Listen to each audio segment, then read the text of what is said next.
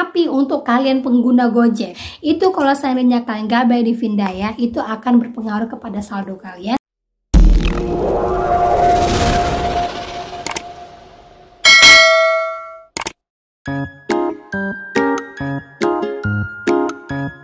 Halo, assalamualaikum warahmatullahi wabarakatuh. Apa kabar teman-teman semuanya? Semoga semua dalam keadaan sehat walafiat, selalu diberkahi dan dilimpahkan rezeki yang banyak. Amin amin ya rabbal alamin. Oke teman-teman, kali ini saya akan membahas tentang 10 pinjol dengan penyaluran terbanyak per 2023 menjelang akhir 2023. Dan diantaranya ada sekitar 5 pinjol yang tidak ada isi lapangannya. Wah, kalian emang pintar deh. Nah, kita akan bahas, tapi sebelumnya kalian yang baru aja gabung di channel saya, jangan lupa klik tombol subscribe-nya, nyalakan notifikasi loncengnya agar terus terhubung dengan saya. Oke teman-teman, ini dia buat kalian.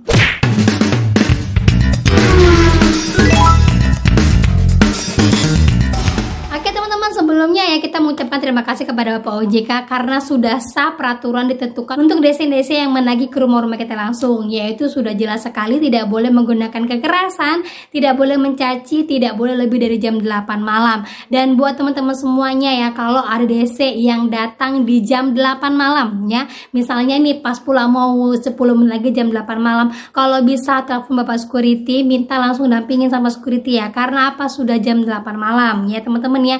Kalau udah jam 8 malam itu khawatir yang tadinya hanya menagih, nanti ujung-ujungnya ada kelakuan-kelakuan yang tidak kita inginkan gitu ya teman-teman ya, buat kalian semuanya. Karena kalau mungkin kita ngelapor kepada PRTW biasanya ya malas untuk berurusan dengan hal yang seperti ini, kalian minta tolong aja sama security bahwa ada tamu luar yang datang ingin menagih, tolong didampingi Pak, nanti khawatirnya terjadi hal-hal yang tidak diinginkan. Dan jangan lupa ya, selalu ingat untuk kartunya, identitasnya yang asli, kemudian juga surat tagihannya yang asli, surat jalan yang asli, dan surat SPP yang asli gitu teman-temannya. Dan itu selalu kita ingatkan kepada kalian, biar nantinya kalau emang sudah banyak desa lapangan yang diturunkan karena banyaknya yang mulai galbay, nantinya kalian sudah tahu harus apa. Ingat tuh teman-temannya. Nah, di antara pengguna paling banyak galbay yang sudah kita jelaskan sebelum-sebelumnya, nah di sini ada 10 perusahaan yang paling banyak menyalurkan pinjolnya untuk masyarakat dan paling banyak digalbaikan. Nah, sebagian ada yang tidak ada isi lapangannya. Buat kalian yang memang galbay dari tempat-tempat ini, harus ingat ya, ternyata banyak yang menggunakannya dan ternyata tidak saya sendiri yang galbay. Nah, kita akan bahas ya teman-teman ya. Nah, ini adalah data yang diambil per Agustus ya, karena untuk pengakumulasian itu kan butuh beberapa bulan, tidak langsung bulan itu juga, dan bulan itu juga ditentukan. Jadi tidak ya, biasanya per 3 bulan ataupun per 6 bulan. Nah, ini kebetulan per Agustus kemarin sudah didapatkan, berarti Agustus, September, Oktober, November, nah 3 bulan udah berjalan ya setelah dari Agustus penentuannya. Nah, kemungkinan nanti di tahun 2024 akan ada lagi penentuan barunya ya. Nah, per Agustus itu untuk pinjol penyaluran terbanyak itu adalah Shopee ya, S-Pinjam dan SPayLater. Nah, untuk penyaluran di Shopee sendiri itu sebesar 4,43 triliun sampai di tahun 2023 per Agustus. Kalau kalian tanya, Mbak, S-Pinjam dan SPayLater paling banyak digunakan saat ini setelah aku laku. Nah, gimana ya Mbak, desi lapangannya ada nggak ya? Sudah pernah saya jelaskan kepada kalian untuk Shopee ya khususnya teman-teman ya. Untuk S-Pinjam dan SPayLater mereka tidak menurunkan DC lapangannya, tetapi mereka masuk ke dalam Slick OJK dan semuanya terdigitalisasi. Jadi kalau ditanya ya, apalagi pengguna baru nih, selalu tanya ya, Mbak, kok dia bisa tahu nomor orang tua saya? Mbak, kok dia bisa tahu alamat kantor asli saya? Mbak, kok dia bisa tahu nomor mertua saya? Nah, saya selalu katakan ya, hacker nomor 1 itu adalah Shopee ya, paling banyaknya. Saya nggak tahu lah, mungkin DC ilegal dulu ya, yang bekerja sama di pinjol-pinjol ilegal banyak direkrut di pinjol Shopee ya. Karena apa? Mereka untuk IMEI HP aja mereka tahu, padahal untuk penggunaan IMEI HP itu sangat dilarang sama OJK karena itu sudah tindakan ilegal ya, tetapi Shopee menggunakannya dan kayaknya sih masih banyak yang tutup mata untuk hal ini ya.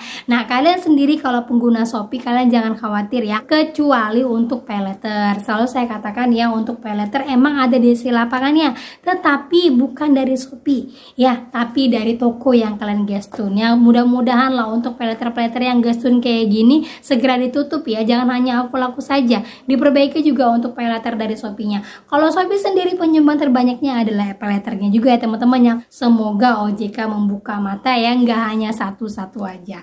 Nah itu untuk yang Shopee ya. Lanjut lagi yang kedua, yaitu yang terbanyak adalah isi. Nah untuk isi cash itu 1,7 triliun. Nah isi cash kalau teman-teman tanya apakah ada DC lapangannya, untuk daerah Jabodetabek DC lapangannya itu random ya, random tapi ada ya, random bukan nggak ada. Tapi untuk daerah di luar dari Jabodetabek, mulai dari Bandung, Jawa Tengah, Jawa Timur sampai ke Malang, untuk yang di kota-kotanya saja DC lapangannya random, hampir tidak ada. Kalau dibilang kok bisa gitu ya Mbak, tapi dia banyak sekali loh penyalurannya. Ya mungkin karena mereka lagi berbaik hati ya, enggak gitu ya teman-teman ya. Karena apa? Mereka hampir sama dengan Shopee ya, mereka mulai mengurangi untuk DC-DC yang turun ke lapangan dan mulai mengurangi untuk penggunaan pihak ketiga dalam menagih. Mereka lebih ke digitalisasi. Kalau digitalisasi ini menurut mereka lebih mengena, karena apa? Semua orang bisa mereka jangkau hanya dengan mereka duduk di sini saja ya, dari semua sosmednya, dari nomor teleponnya, dari mulai email HP-nya, semuanya bisa mereka pegang. Nah itu sudah membuat down para orang-orang yang galbay. Jadi kalian jangan bersenang hati juga ya, karena apa? Kalau yang udah digitalisasi seperti Shopee aja sudah membuat orang lain down, apalagi kalau semuanya mulai digitalisasi, DC lapangannya nggak ada ya. Tapi tetap saja kalau DC lapangannya nggak ada lebih membuat kita lebih aman dan nyaman ya. Karena apa? Kalau kebanyakan orang selalu tanya ya, Mbak DC lapangannya ada nggak? Mbak malu, Mbak sama tetangga malu, sama orang tua malu, sama mertua. Itu lebih banyak digemakan sama orang yang galbay ketimbang orang-orang yang hanya nelpon saja gitu ya teman-teman ya. Tetap semangat aja lah yang galbay di isi cash ya. Oke lanjut lagi, yang ketiga itu adalah ada kami sebesar 1,3 triliun. Wow, ini hampir dekat-dekat dengan isi cash ya. Kalau ada kami, ada lagi yang bertanya, Mbak ada kami ini masih barbar nggak Mbak? Saya bilang masih barbar, tapi DC lapangannya nggak terlalu banyak ya. Untuk daerah luar itu nggak terlalu banyak, karena apa? Sudah mulai dipantau sama OJK, apalagi sekarang sudah mulai penurunan untuk bunga ya, bunganya juga sudah mulai turun. Tetapi untuk biaya layanan kita nggak tahu nih untuk ada kami. Ayo, apalagi ya kalau emang masih banyak ada kami untuk biaya layanannya yang tidak terduga. Tapi kalau untuk orderan fiktifnya gimana Mbak? Orderan fiktifnya masih ada, masih banyak sekali yang lapor ke saya, orderan fiktifnya masih ada, tetapi masih tidak yang seperti dulu lagi lah, kayak Gojek ya, kayak Grab. Sekarang sudah mulai paham bahwa kalau ada orderannya mengatasnamakan ada kami, mereka sudah mulai menguranginya gitu ya teman-teman ya, karena itu sangat merugikan untuk pihak Gojeknya, juga merugikan untuk orangnya yang memang tidak mau membayar. Kayak kita nggak mau bayar dong, bukan orderan kita gitu ya. Oke, yang keempat lagi lanjut itu adalah kredit fast 1,5 triliun. Nah kredit fast sendiri hampir tidak ada DC lapangannya. Saya katakan hampir tidak ada DC lapangannya. Karena apa? Semua yang galbay di kredit fast sampai hari ini mereka hanya diteror saja. Teror, telepon ke kondar. Kalau untuk keluar kondar itu hampir jarang. Mereka hanya telepon WA terus setiap hari kepada kita ya yang masih aktif HP-nya. Mungkin kalau untuk keluar kondar dia ketika kalian tidak aktif lagi HP-nya ya. Untuk DC lapangannya hampir belum ada. Lanjut lagi, koin P2P sebesar 0,93 triliun. Koin P2P ini kebanyakan dipakai untuk UMKM ya teman-teman ya. Jadi untuk DC lapangannya sejauh ini terkonfirmasi hampir belum ada. Nah pernah juga saya mengatakan untuk pinjol-pinjol yang goyang dalam pemerhatian OJK itu termasuk dalam koin P2P. Nah karena terlihat goyang, ternyata makin banyak juga orang yang ngambil sekarang ya, mungkin sekalian dibangkrutin aja kali gitu teman-teman ya. Nah lanjut lagi yang keenam itu adalah kredit pintar 0,83 triliun. Mulai sedikit orang yang menggunakan kredit pintar ya. Karena apa? DC lapangannya ada di seluruh Indonesia. Kemudian juga kalau kita cicil juga DC-nya datangin kita. Kemudian juga masuk ke dalam slik OJK. Nah orang mulai malas untuk menggunakan untuk kredit pintar ya. Tetapi masih banyak juga penyalurannya. Informasinya katanya paling gampang pencairannya ya. Saya nggak tahu lah, padahal di situ paling banyak DC lapangannya. Ya lanjut lagi ada Batumbu. Batumbu 0,81 triliun. Nah paling banyak juga Batumbu ya untuk UMKM ya teman-teman ya. Ini untuk DC lapangannya hampir belum ada ya, hampir belum ada. Tetapi untuk progres penagihan seperti barbar itu ada, tapi tidak terlalu banyak seperti Shopee ataupun kredit pintar ataupun isi cash, masih standar saja. Lanjut lagi ada Asetku 0,7 triliun. Asetku juga sama ya teman-teman ya untuk UMKM. Kemudian Vindaya yang ke-9 sebesar 0,8 triliun. Maaf, 0,68 triliun. Nah, Vindaya sendiri tidak punya aplikasinya ya.